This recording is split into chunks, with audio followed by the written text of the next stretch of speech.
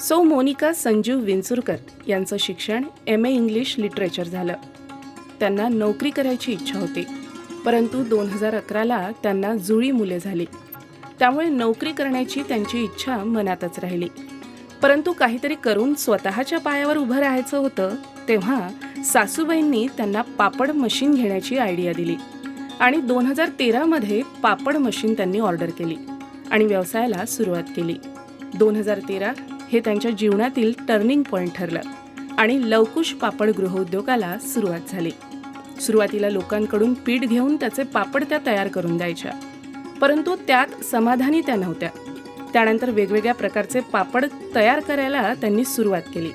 त्यामध्ये बटाटा पापड, रताळू पापड, भगर पापड, केळी पापड, बाजरी पापड, पालक पापड, बीट पापड, टोमॅटो पापड, मक्याचे पोहे पापड, इडली पापड, फणस पापड, उडीदमूग पापड, लसूण मिरची मसाला पापड असे विविध प्रकारचे पापड तयार करायला त्यांनी सुरुवात केली.